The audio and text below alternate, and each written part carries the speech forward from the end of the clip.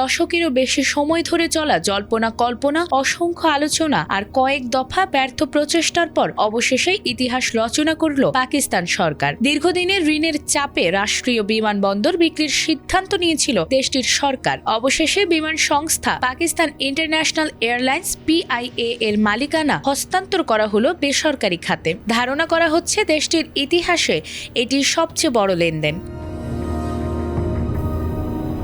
মঙ্গলবার নিলামে পাকিস্তান সরকারের কাছ থেকে PIA এর ৭৫% শেয়ার কিনে নিয়েছে দেশটির শীর্ষস্থানীয় বিনিয়োগ ও গবেষণা প্রতিষ্ঠান আরিফ হাবিব লিমিটেড। এই শেয়ার কেনার মূল্য নির্ধারণ করা হয়েছে ৪৮ কোটি ২০ লাখ মার্কিন ডলার। এই নিলামে প্রতিদ্বন্দ্বী হিসেবে ছিল লাকি সিমেন্ট ও এয়ারব্লুক নামের দুটি প্রতিষ্ঠান।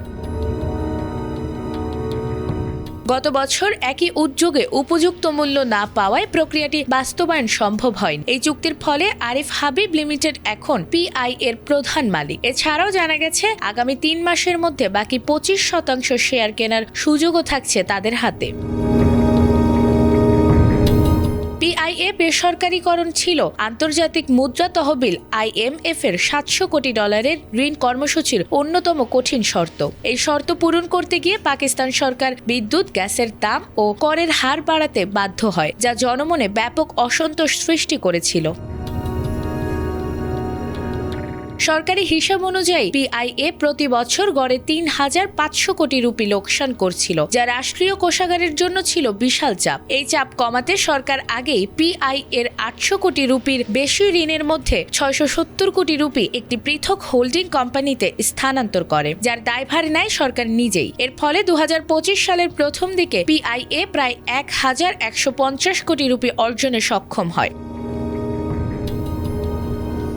সম্প্রতি ইউরোপীয় ইউনিয়ন ও যুক্তরাজ্যে লাভজনক রুটে পুনরায় ফ্লাইট চালুর অনুমতি পাওয়ায় PIA এর বাজার মূল্য ও কৌশলগত গুরুত্ব বহুগুণ বেড়ে যায়। এই বিষয়টি নিলামে ইতিবাচক প্রভাব ফেলে বলে মনে করছেন বিশ্লেষকরা। নাজমুন নাহার জান্নাত, ATN বাংলা।